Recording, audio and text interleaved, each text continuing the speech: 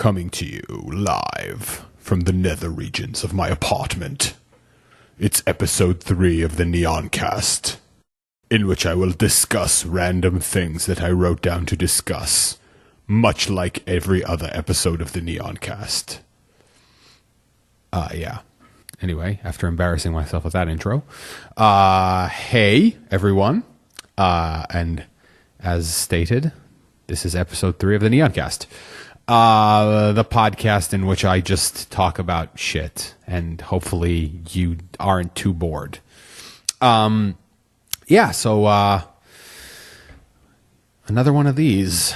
Oh no. I'm getting to the point where I'm like, what am I going to discuss this week? Oh no. But yeah, I actually wrote down some stuff, and you know, it's funny because for the most part, like for the longest time this week, I was like, I don't know what I'm going to talk about. But then like a million different things like jumped out at me, and I was like, oh no, now there's too much. Some stuff's going to have to get bumped for next week. But yeah. So hello all. If you're still listening, that's pretty impressive after withstanding 2 full segments of my horse shit. Much like last week, I got a bunch of nice tweets and some nice YouTube comments and stuff of that nature. And I actually started a dedicated Twitter account for this podcast. It's at Neoncast. And also an email address, neoncastpod@gmail.com, which you can send me stuff to. I don't know, questions, comments, ideas, links for free things. I don't know. Nothing bad, everything good. I'm probably going to repeat that later, but just places to interact with me, like podcast related stuff. Like I think if you want to tweet something like a comment on the podcast or an idea, it would probably be better if you did it to @Neoncast, just because I'm more likely to be able to quickly retrieve that, because my Twitter feed is often like bananas insane with lots of @replies and stuff, and I can easily like lose track of when I got some kind of tweet or comment. So yeah, @Neoncast and neoncastpod@gmail.com. I know it makes very little sense for it to be cast pod since it's a podcast, but what are you going to do? The other ones were taken, so fuck you. So anyway, a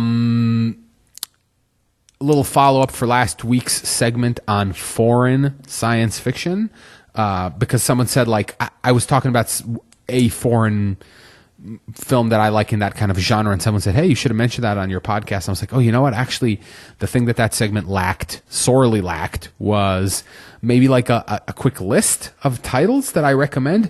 And I know a lot of that stuff, so I was like, I wonder, let me just Google like a list of like good foreign sci-fi, foreign fantasy, and in fact, like a lot of the stuff I had written down were on most lists that popped up in Google. So just quickly, I'm not going to spend too much time on this. I'm just going to name like 5 titles quickly, and you can go watch them. Number 1, Time Crimes. It's a Spanish movie. It's a nice time travel movie. I like it because at first you're like, okay, I get it, whatever. It's one of these like sort of general kind of simple time travel stories, but then it takes it to like a next level in a way that I thought was really cool. So yeah, Time Crimes. Another one, which is the movie that I was discussing when someone suggested this, Troll Hunter, a movie from Norway, which happens to be, I think, my personal favorite in the found footage genre, which I'm actually not a big fan of. So like, if you're off put by that kind of genre, don't take my word as someone who likes it. I actually think that most movies in that genre kind of fail. And just use it as a like a dumb gimmick. This movie actually makes it work really well. It plays into the premise nicely, and it's actually a cool movie because it's not just a gimmick of that. It's an interesting movie. It has an interesting main character that the movie revolves around. It has some really cool. It actually plays off of like Norse the mythology, the Norse mythology of trolls, which, as I was talking about last week, is exactly the kind of thing I look for in foreign movies. Is like, oh, this is like a subject matter that would have never occurred to me, because it's not something that's local to here. So yeah, Troll Hunter, and that came up in a thing I'm going to discuss a little later. But so yeah, Troll Hunter, Let the Right One In, which is a really good Swedish vampire movie, which was then later remade into a movie called Let Me In with Chloe Moretz, I believe. I never saw the American version. I just saw the Swedish one. It's about a little boy who falls in love with a little girl in like Sweden in like the 1970s, which I thought was cool. That it's not like modern day Sweden. It takes place like in the 70s, and she's a vampire, I guess. And it's nice. It's very Swedish. I've seen stuff from like Sweden and Denmark before, like TV, like The Bridge, which is a really good Swedish Danish like crime show that was also remade in America, and it has that very sort of stark, Scandinavian look to it, which I thought was really cool. So that was number 3. Number 4, I'm just going to name an anime because why not? Akira, which a lot of people have seen, but if not, just go out and watch it. I mean, I could probably name just 10, anime movies in like the sci-fi genre, Paprika and Ghost in the Shell and Wings of Honamis, a bunch of those, but just Akira, very, very simple. It's digestible to people who are not like very into anime. It has a very kind of Blade Runner-y feel. It's probably influenced by Blade Runner to some extent. I'm not sure. I don't want to talk shit about Katsuhiro Otomo without knowing that as a fact. But it is very 80s dystopian future cyberpunk. Really, really good movie. And the 5th one is one that I discussed last week, just briefly. I touched on it. The Host from Korea, which is like a monster movie. It's a movie about a monster that rampages through Seoul. And it's interesting because it's actually more of like a weird, like cynical commentary on Korean politics and like the discrimination that poor people get in Korea, like from authorities and stuff like that. Like the gap in society between like the privileged and the underprivileged classes, which I thought was also really cool, because I was like, oh, I never thought about that. And also I would never expect to see that in like a Godzilla movie, for it to hold kind of like a sort of clever little comments on society. I mean, big budget monster movies like that are typically more straightforward here. So yeah, those are 5 that I would say go out and watch, because they're cool. And in fact, the reason that I even got on that Troll Hunter kick was because I watched a movie called Unfriended. Now, here's a weird experience. Like, I've heard of that movie and it looked really stupid, and I was really like, I don't want to. This looks so dumb. But then a couple of people I know watched it and were like, it's actually kind of cool. And I read a little about it, and I was like, you know what? Eventually I'll watch this. And then it was on HBO or something like that. So I just sat down and watched it. And it's actually kind of interesting. Very original, because it is sort of in the found footage realm, because it takes place entirely on a computer screen. It's people having a Skype chat, and they have like other stuff open, like chat programs and their email and Facebook and stuff like that. And they're all being like essentially like tortured by a ghost of a girl that they used to know who killed herself or whatever. And it's cool. First of all, I was impressed by the fact that they actually used all the real stuff. It's like really Skype with all the real Skype sound effects. It's really Facebook. It's really Gmail and iChat and Spotify. Like, they use like real services, which kind of gives it that authenticity. It feels, I think, interestingly enough, I think it would probably be most effective to watch like on a laptop. Like if you had like if it was on Netflix or whatever, you could watch it on your laptop. I think that would, like in a dark room, that would probably make it really cool because it looks like the screen is just a computer screen the whole time with chat windows, video windows open and stuff. And apparently they also all shot the entire movie in one take, which I thought was kind of cool. But yeah, I mean, it's not fantastic. I mean, it's not The Shining, but it's sort of a small scale. It's low in scope. It just goes for like a kind of like an interesting and original idea, and I thought it pulled it off quite well. I thought it's kind of cool, and it also kind of has an interesting, that whole theme of like cyberbullying and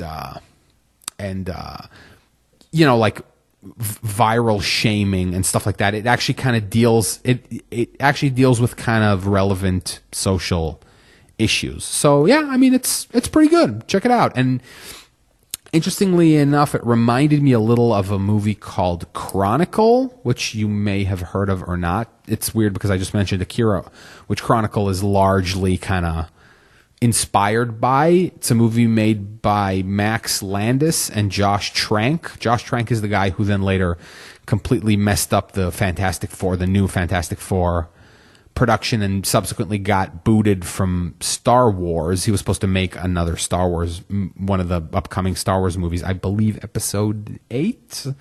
And then he got fired for that because it got so messed up. And Max Landis, John Landis's son, who's a writer and wrote a bunch of movies after that, like American Ultra. And he most recently was noted as the guy who called Rey from The Force Awakens a Mary Sue, which caused like a complete internet shitstorm that I don't think he deserved, even though I disagree with him that Rey is a Mary Sue. But yeah, they wrote this movie Chronicle, and it looks like it's a found footage movie, but it's actually not. The concept of it is actually just that it uses no invisible camera. And the concept of an invisible camera is like when you watch a movie and the camera's pointed at the actors, it's an invisible camera. Like the camera doesn't exist in their world. It's just a disembodied, us as the viewer. But then there's non-invisible camera. Like found footage movies essentially are non-invisible camera, but the difference is that when you watch a found footage movie, like they have to come up with some kind of weird premise for like how that footage was edited and somebody found it. Like if you watch the Blair Witch Project or Cloverfield, it's always like in such and such, these tapes were found in the woods and here is the tape. In Chronicle, it's not that at all. It's all edited together, but none of it is invisible camera. It's all like people holding cameras, cell phones, security camera footage, stuff that's on TV. None of it is like a disembodied floating camera that moves around the actors and stuff. Now, some of it is a little bit like forced because one of the characters is like filming video for like a high school yearbook type of like video diary or something. Like there's a few kind of shoehorned in ideas so that there's always a camera present. But the beauty of that is that they then don't have to come up with some lame excuse for like why there's cuts in the footage and why it jumps around. It's not. It's just us experiencing the story through any camera that happened to be present at the time. And it's a pretty neat little movie. And it's kind of a shame that Josh Trank turned out to be a bit of a lunatic who was hard to work with and trashed, the house he was staying at on set while making Fantastic Four.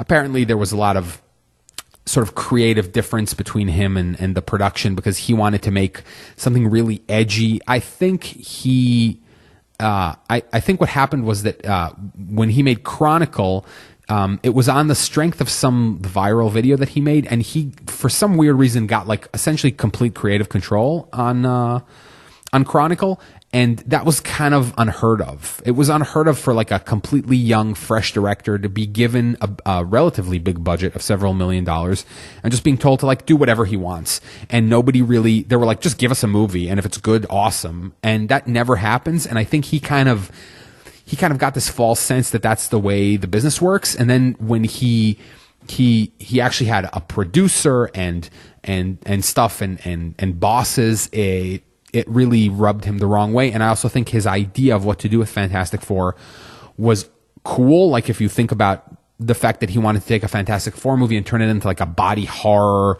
weird, The Fly kind of like endeavor.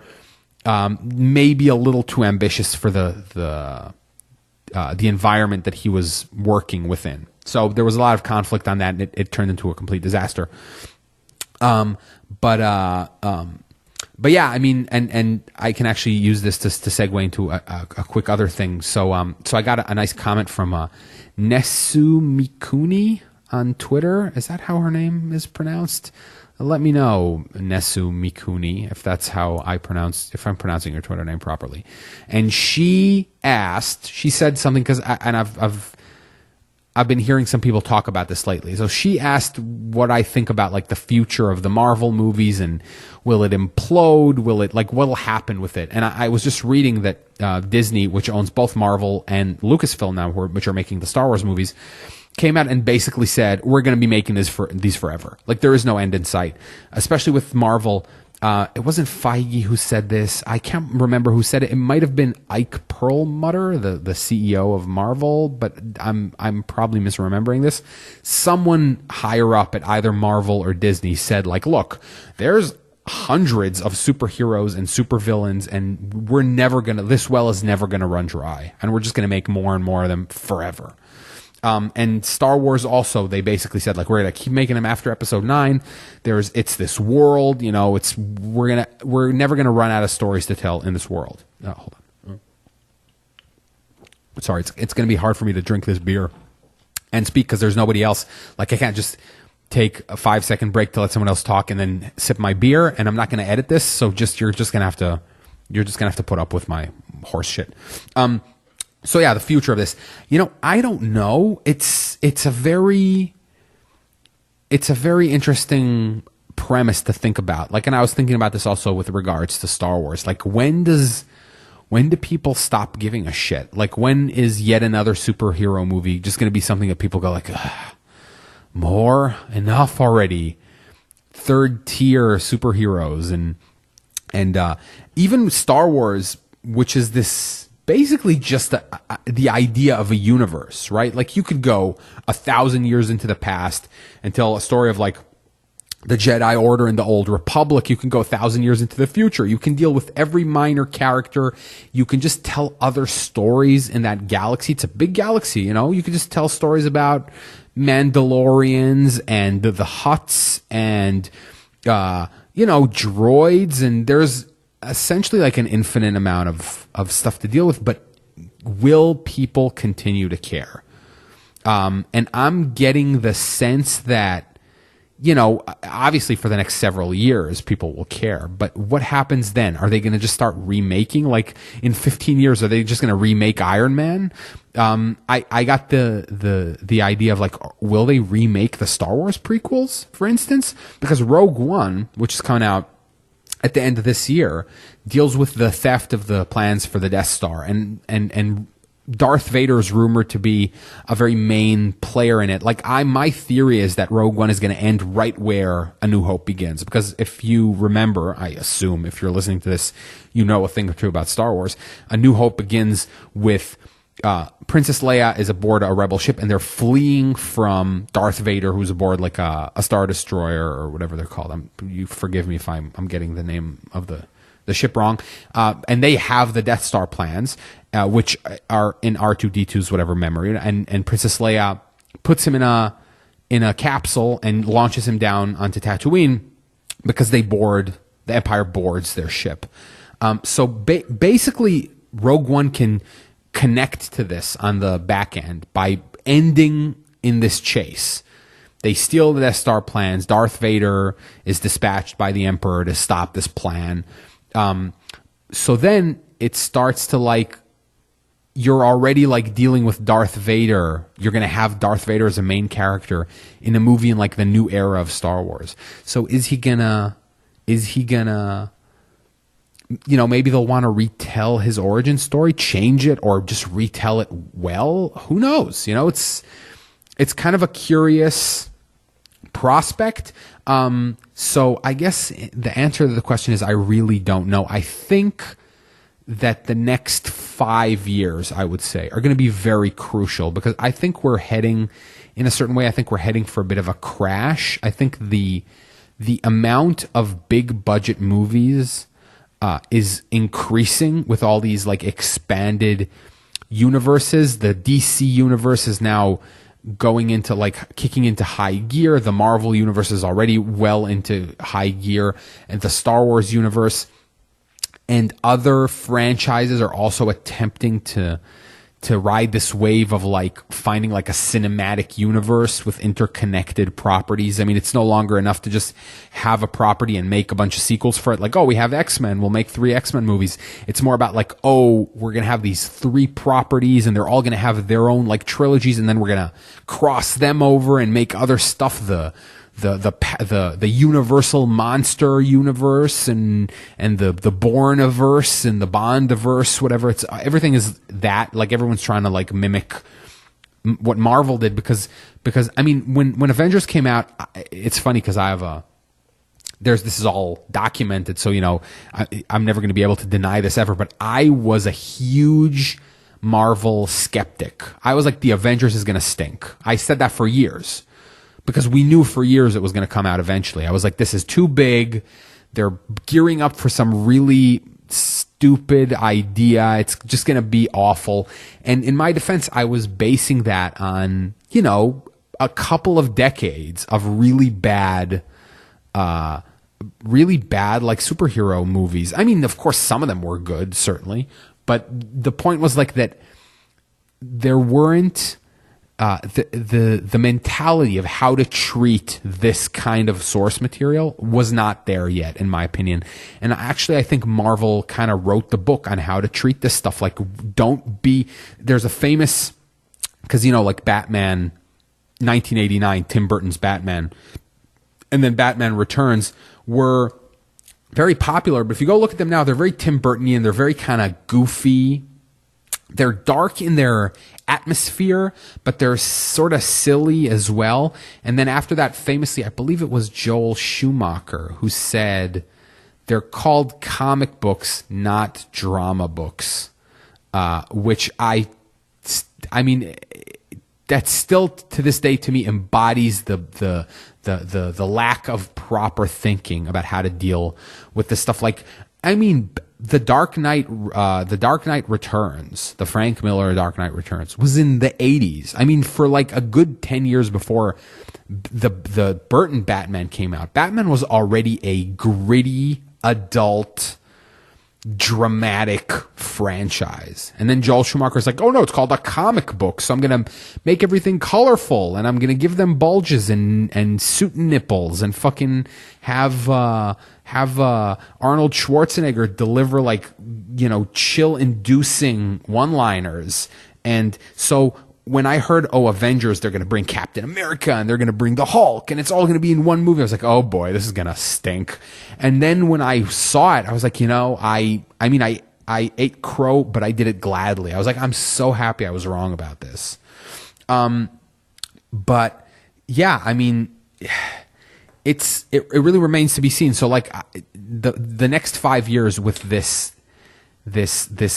glut of movies of this variety, it's already a problem. Like they pushed episode 8 to December. Now Avatar has no place to be released because they're all on top of each other. Like they're running out of good places to put blockbusters so that they make a lot of money. Something's got to give. Eventually, something's got to give. Some company is going to fail 3 or 4 times in a row and just go out of business. I mean, a big company like Paramount or Fox, you know, something like that. And then what happens? Who knows? And I actually kind of want to transition into the topic that I had outlined for this week, because that also has to do with this a little bit, which is that I'm sensing a bit of a changing mentality in this whole world. So here's my here's the thing. So I read a story this week about Colin Trevorrow, who is directing Episode 9, Star Wars Episode 9. And he came out and said, confirmed that Star Wars Episode 9 is going to be shot on film, not digital. Okay? Now, this is in itself basically a worthless piece of news. I mean, by this point, it doesn't really matter anymore. I mean, virtually nobody notices the difference between film and digital if the digital is done right.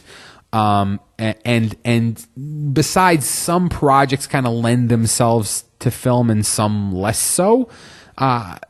When The Force Awakens was announced that it was going to be shot in film, I think people were very excited because it meant something more. It wasn't just like, oh, we're going to go shoot it in film against a green screen and put a bunch of fucking Jar Jar Binks in it.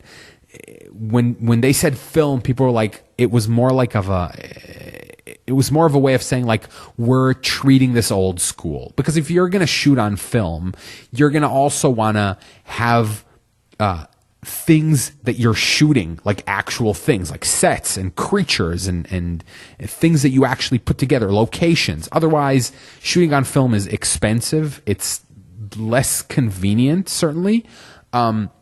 So if you're going to do that, you actually want to have stuff that's worth shooting on film. So the idea that even Episode 9 is going to still be shot on film, to me, was more of a Lucasfilm's way of saying, like, hey guys, don't worry, we're not resting on our laurels. Like, we didn't just make The Force Awakens and put in all this, like, Lord of the Rings level effort into it and made all these puppets and we made all these sets and we went and we shot in the desert and we did all this crap. And then because that was popular and stuff, we're just going to now coast. They're trying to send the message that this is their attitude. This is the attitude going forward with these Star Wars movies. They want to put in a lot of effort. They want to hire interesting artistic directors, because look at who they have lined up. The guy who's making Rogue One, Gareth Edwards. He made Godzilla, the recent 2014 Godzilla, but the thing he's famous for is a movie called Monsters, which you can go and watch. I believe it's still on Netflix. A really interesting and original and cool low budget kind of alien monster movie that really does a lot with very little. Like, they went and they shot in really interesting locations and then just touched them up a little with like CGI and stuff to make it look really post-apocalyptic and awesome. It's basically, the premise of that movie is that aliens landed or crash landed in like the region near the US-Mexico border, and then that entire area becomes like this quarantine zone, and these two people need to like pass through it. They need to sneak back into the United States from Mexico, and they hire some kind of, you know, crazy guide to take them through this quarantine zone. And it's just about their trip through it. And it's weird. There's all alien plants and weird alien creatures there.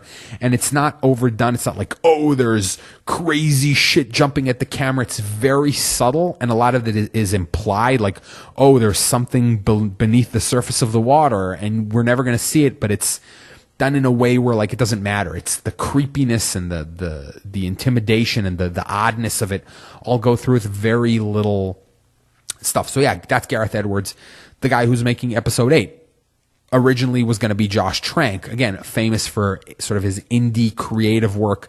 Now it's Rian Johnson, the guy who made Looper. Before that, he made Brick, also another sort of strong voice indie-ish director. He's also good friends with one of my personal favorites, Shane Carruth, who made the movie Primer that a lot of people know, and Upstream Color, which fewer people know, and that's a shame because it's an amazing movie and he's an amazing director, and apparently he also had some input into Looper, and also wrote some scenes that ended up not being shot because they were too expensive to shoot. But again, if he consults Carruth at all on Star Wars, that would be very interesting.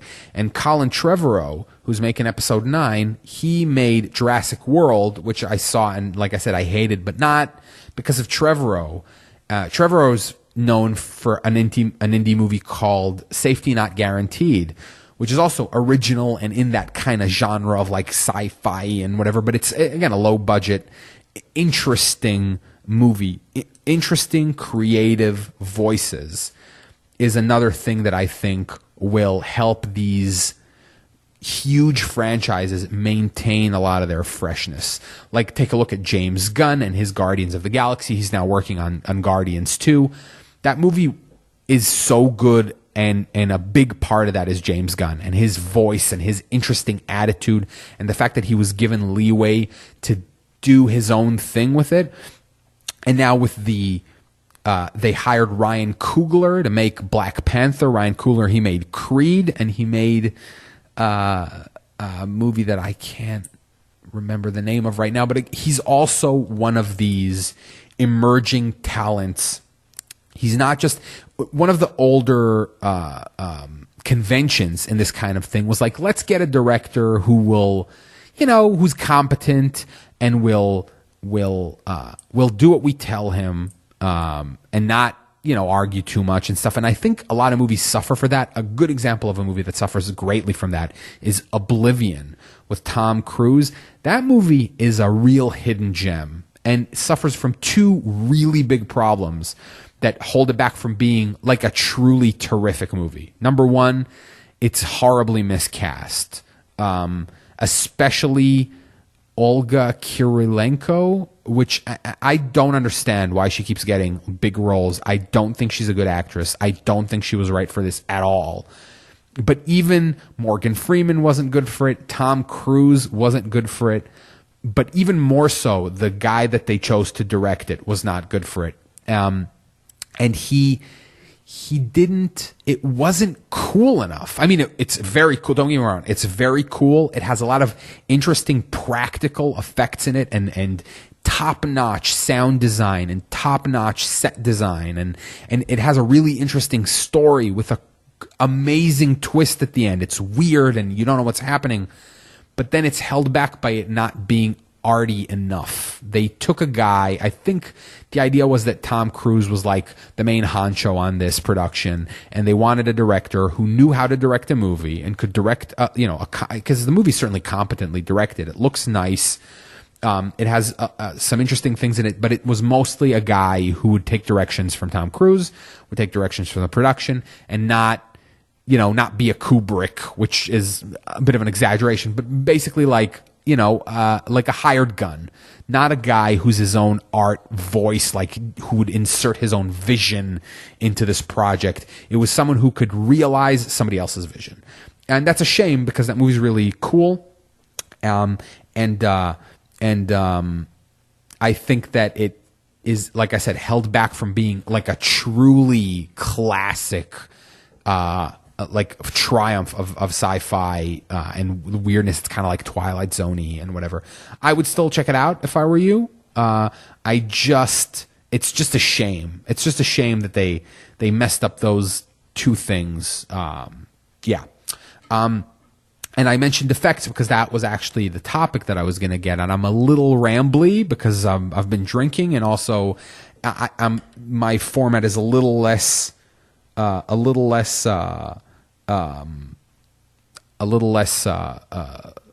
formulaic this week. It's not like I had like 3 news items and a main topic. I'm just all over the place today, but hey, why not? Like I said, I'm not. I don't really have a set format for this yet, and I figured I had a lot of things. My Post-it notes for this week are all scribbled with arrows and circles around them. Looks like a beautiful mind. So yeah, I mean, I figure I'm just gonna roll with it, and I have a bunch more to talk about, and I think this might run a little longer than the previous episodes too. So sip of beer, and we'll continue. Hold on. Okay. So special effects is what I was going to be talking about today, and that was what I got on from the Colin Trevorrow announcement that they were going to shoot episode 9 on film.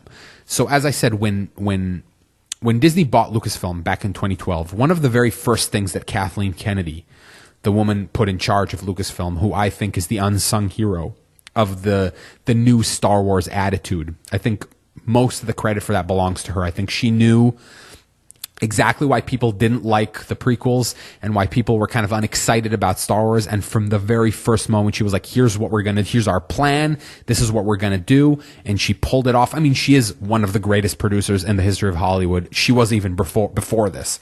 So it's not like, this was her first like triumph. I mean, every big Spielberg movie she produced. I mean, you go look at her IMDb, you're going to, your eyes are going to pop out of their heads. So, I mean, she's clearly a mega talent. But here, she immediately knew what the problem was, what they needed to do. Her game plan worked perfectly, and one of the main aspects of it was what we need to appeal to our core fan base. And if the core fan base is excited about Star Wars, that excitement will then infect the general audiences as a whole. Trying to do it the other way around usually just fails. To say like, oh, we're going to take, a Marvel movie and we're going to make it very different from the source material, but it's going to have a little bit of nods to the source material so that the fans can like it. That almost never works. That usually alienates both the fans and the general audiences. The current attitude is the reverse. It's like we're going to make something very fan-oriented, but we're just going to open our belts a couple of notches just to let the rest of the world in. We're not going to make it too inside with all these minor references and make it super accurate. We're just going to be a little loose with the source material to give it more mass appeal. And that formula has worked wonderfully so far. So this was the idea with Star Wars, and one of the main aspects of it was from the very first moment, Kathleen Kennedy, and then once J.J. Abrams was hired, him too, all of their statements were like, we're shooting this on film. This is going to be very practical. It's going to have one leg in the old movie making techniques. Like all those statements, I remember reading them and saying like, why would they say this unless they knew that people disliked Lucas's sitting in a chair and, looking at a monitor in a little room that has green screens and 30 foot of track. People want expanse and they want epic. And by epic, it's not like, oh, here's a CGI'd battle with 1 million robots and 1 million lightsabers. That's not epic. I mean, it can be, but that's not when people think epic, they think like, I want to see 30 stormtroopers fighting, but I actually want them to take 30 people and put them in stormtrooper costumes and take them outside to the forest somewhere and have them fight there. That can come across as more epic than some insane flying computerized shot where you see thousands of soldiers and you see thousands of tanks. You lose that connection. It's almost like Uncanny Valley, but not in a human scale, more like on an epic scale. Like two monsters destroying a city. No matter how realistic it looks, no matter how good the texturing is and the fucking lighting and shit, like they didn't really do that. But then you look at a movie like Mad Max, and it's just like they built 100 cars and took them out to the Namibian desert and spent 8 months flipping them and setting them on fire and throwing people from one car to the other one and stuff. And then in the computer, what they did was like, they were like, oh, we're going to blow up this truck. So we're really going to blow it up, but we're going to move all the cars far away from it when we blow it up. And then in CGI, we're going to like move them back closer. So it looks like they're driving right next to it as it blows up. That's how you do it. And that movie is beyond epic. And nothing, and you compare that to any random battle in the Star Wars prequels, it's obviously smaller in scale. It's like, oh, it's 15 cars riding around in the desert and shooting guns at each other. Big fucking deal. But you know what? When they actually do it, and when there's actually shots, you can feel it. And the audiences feel it. And Mad Max was intensely popular, and it very critically acclaimed. It got like 10 Oscar nominations, including Best Picture, which is kind of ridiculous if you ask me. And I love Mad Max, and I've watched it several times. I own it, and every time it's on TV, I'll literally like watch it the whole way through. I still haven't gotten sick of it at all. Best Picture, maybe taking it a little far, but it just means that even the arty folk of the industry insiders and stuff were like, this is pretty fucking cool. It's kind of like that movie Boyhood, the Richard Linklater movie that took 12 years to make because they filmed with the same actors, and they wanted the little kid to be the old kid, so they just waited 10 years and then filmed him as an older kid. I think a lot of people in the industry and also out of it were like, that's that's dedication to your craft. Also, The Revenant, the Alejandro Inarritu movie, the guy who made Birdman, which is also a triumph of like, a lot of it is done in like one shot. It's very long and very kind of improv-y in feel. And The Revenant apparently was shot all like on real locations and crazy weather. And I think we're coming back around to a point where audiences are impressed by that kind of thing, whereas once upon a time you were like, I can't believe it, a monster just stepped on a building and a spaceship blew up the White House. Like that used to be the selling point. Like when I went to see Independence Day, or when I went to see, I don't know, Twister, or one of those other, like from that whole era of like from the mid 90s into like the mid 2000s.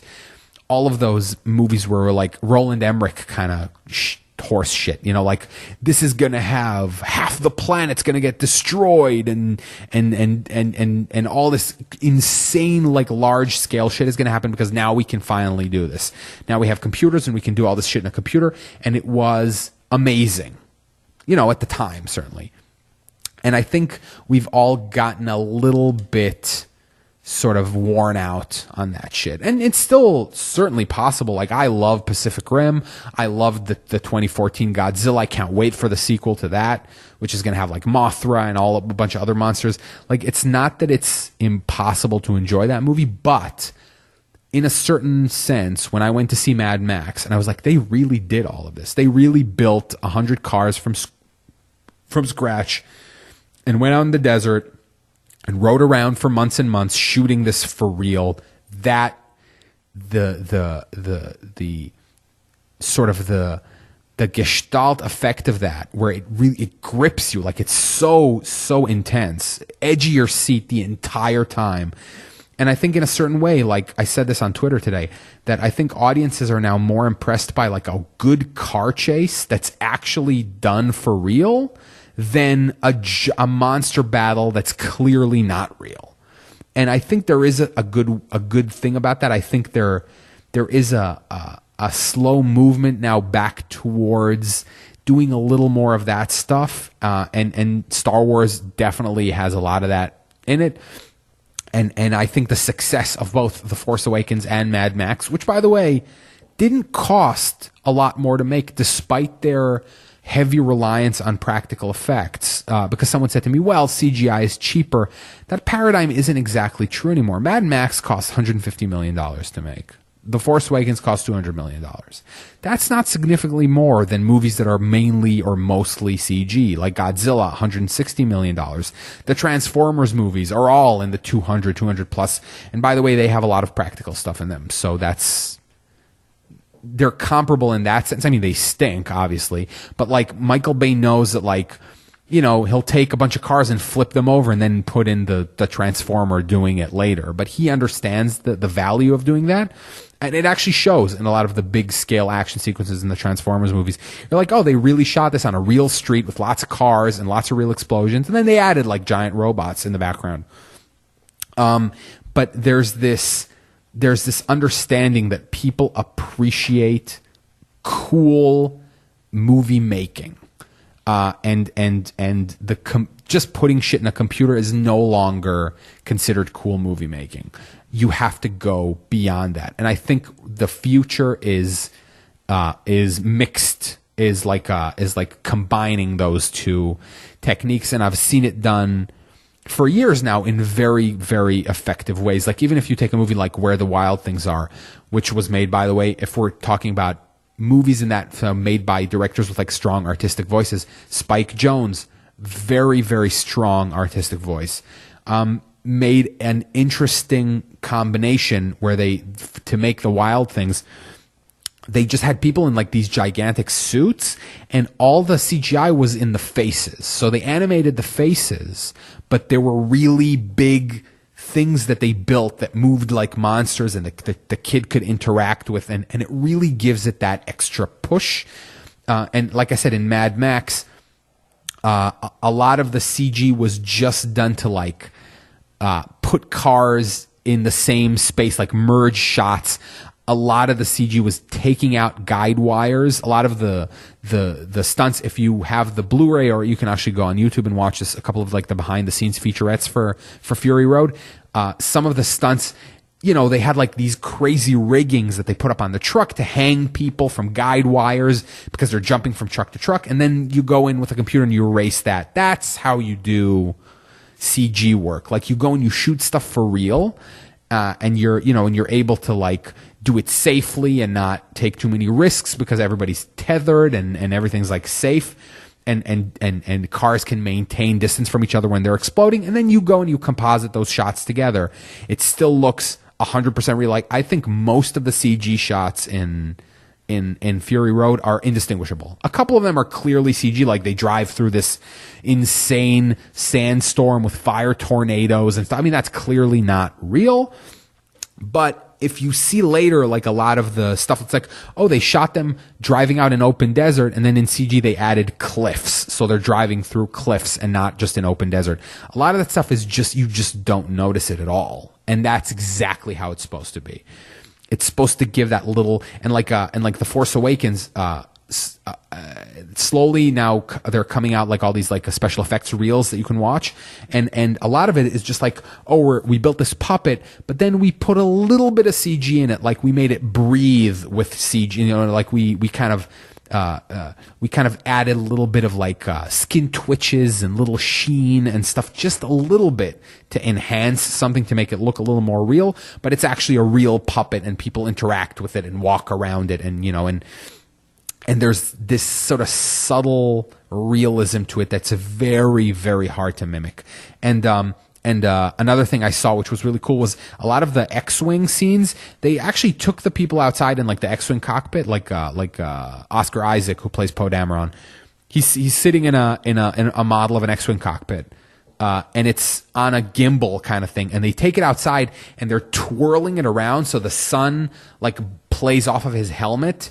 And then later in the movie, when you see the shot that they use that for, he's flying there. You know, there's a lot of X-Wing like in planet action here, like in daylight and stuff.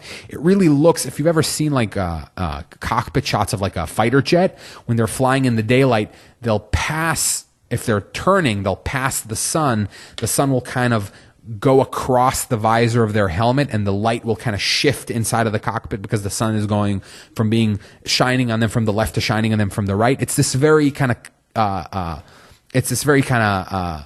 noticeable shifting of the light inside, and that happens. And they actually really did that. They just took them outside, and as he's, you know, they're shaking the thing around, and he's going like, "Oh, we got to go in, you know, bomb the fucking Starkiller base." They're just whirling him around in like a parking lot or something like that, just to get that lighting stuff done right. And then on top of that, they add like the planet, the TIE fighters, all that other stuff, which obviously you can't shoot for real. That merge is just so awesome, and the results of it are so cool. Another example, like I just mentioned Oblivion. One of the things I recently saw a little featurette on this, and I didn't even know. So I don't know if you've seen Oblivion or not, but the house, the main premise of Oblivion is this: Earth is destroyed. There was some kind of war, and Earth is dead. And they're basically, everybody's been moved off of Earth, and Tom Cruise is part of like a team that's stayed behind just to kind of wrap things up on Earth and like investigate all kinds of like little things that were left behind, and kind of basically like, you know, mothball the planet.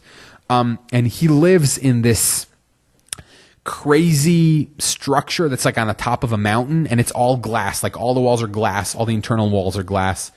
And when they're in the house, like they built the set of the house. And when they're in it, it's like there's crazy sky outside, and there's scenes that are shot in like sunset, and there's clouds because they're up in the clouds. They're like incredibly high up in this thing. And you always just assume it's like, oh, so that was like a green screen and they just added that stuff later. But they couldn't. I mean, they could, but they said like the problem was because all the walls are glass and all the internal walls are glass. If you do that, you then have to go in and manually do every reflection on every window, erase the blue, put in a thing. They were like, that was too hard. So what we did was we took a bunch of high-def cameras. We took them to Hawaii. We put them on top of a mountain, and we shot in 360 degrees, just the sky, in the day, in the night, in the sunset, clouds, sunny, with stars and without stars, all of that stuff. And then they built a giant like projection screen around their set and just projected it for real. So then all of those shots where it's like this gorgeous like orange sunset and he's standing there and talking to the woman who plays like his wife in it are real, like in what they call in camera effects. It's a special effect because it's not really a sunset, but it's also not something that they do in post production. And that he said like all the lighting, the actors are lit appropriately because the light's coming from these screens, all of the reflections and all of the glass, and there's a pool, the reflections off the pool. It's all perfect because it's all in camera. Stuff like that is just awesome to me. And like I said, has a really noticeable effect that even if you don't like consciously notice, something about it just looks very real. And I'm really hoping that the fact that basically the two biggest movies of this year, in terms of both box office in The Force Awakens and like critical acclaim in the case of Mad Max, and both of their heavy reliance on a lot of practicality and the fact that they didn't cost significantly more to make despite that, is gonna spur a lot of studios to go like, hey, maybe we should do this too, because people seem kind of excited about it. I mean, a lot of the hype about Mad Max was like they built all these cars and it's very real and they actually did all this crap for real. And we all know like The Force Awakens, a big selling point is like, oh, it's puppets and they built the Millennium Falcon and they went and they shot here and they went and they shot there. It's all real. Like that seems to be a new like marketing like point, like, oh, a lot of this was shot on location. Like people seem to get excited about that. And I think that bodes very well for like the future of effects heavy movies, is like a return to doing stuff that will impress audiences, which involves a lot of like for real shit.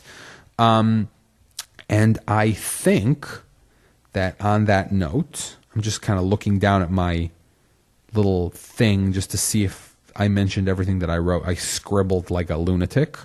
And yes, I mean, I had another topic that I'm clearly not going to get to this week. I'm going to push it either to next week or to a week where there's nothing. I mean, in a couple of weeks, I'm probably going to do a Deadpool review. I don't know. I'm not sure. I'm certainly going to go see Deadpool when it comes out. But I don't know if I'll do like an entire review of it. I guess it depends on how much I have to say about it. I'm sure I'm going to enjoy it, but and the promotional campaign for it continues to be top notch. They put out a video of Deadpool explaining how to check your own balls for testicular cancer. It's fucking hysterical.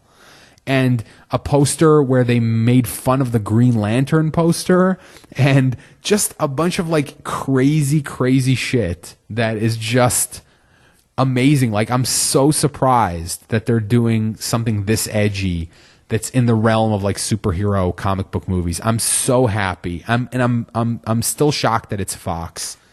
I mean, I would have been shocked if Marvel themselves would have done this. But the fact that it's the other people who are mainly struggling with their comic book franchises, that's quite an achievement. I mean, I gotta tip my hat to Fox for this. So like, I really hope that it's good, and I really hope that people go out and watch it so that it makes enough money to justify its existence as like a purely like adult only a property. So yeah, at Neoncast. Like I said, if you have any comments, any questions, any coupons for free things, obviously you're not going to send me coupons for free things, but yeah, easier to, you can obviously always tweet me at Neontaster just to shoot the shit or whatever, but like if you want to do something like podcast related, like if you want me to maybe address it like on next week's show, at Neoncast, probably the better thing. And if you have some kind of long form rant that I'm gonna skim and pretend to have read the whole thing, neoncastpod@gmail.com. And on that note, I think I'm going to sign off for this week. So thanks again for listening. And again, thank you so much for like checking it out, retweeting it, subscribing, and that kind of stuff. I know that like getting an audience for a podcast is like a slog. It's not something that happens overnight. When I run a Twitter account called Anime in History. It's at Annie History, and it's an account that just has photoshops of anime, like anime figures into like historical pictures, old commercials, movie scenes from movies and stuff. And when I started that, I was just like, yeah, whatever, I'll just do this for fun. And then like within no time, I had like, now it's like over 30,000 followers, which is bananas. I mean, I started it almost a year ago. February the 20th, I believe, is going to be the 1-year anniversary for Anime in History. But within like a couple of weeks, I had like 10,000 followers, and it was just instant. I couldn't believe it. So like, but I know usually gaining an audience for something like this is like an uphill battle, and you got to keep with it, and it takes time.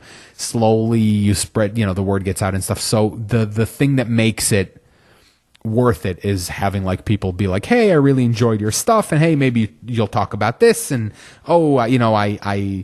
your recommendation for this or that was cool, and maybe like a counter recommendation, like, hey, have you ever seen this movie or read this book? Would love that. Absolutely. And I'll totally go check out stuff. I think one of the things I'm going to do, like going down the line, is maybe you just watch some random movie, maybe a movie that's new or old that I haven't seen yet, and just kind of talk about it a little. I'm bad with. I tried episodic anime blogging a while ago, and I found that I'm really bad with like doing that like on a regular basis. Like I don't always have a lot to say. Sometimes I have a ton to say about something. I'll watch a movie or an anime, and I'll be able to put down like 2,000 words about it, but not always. And sometimes I'll just watch something and go like, hey, that was awesome. And yeah, it was awesome. And then finding myself like unable to write like a long-winded kind of review or impressions on it. But certainly if I watch or read something that is, inspires me to rant about it, I'll absolutely do that. So yeah, as I said, thank you for listening. And if you have been listening, and if not, then why am I talking to you? Later.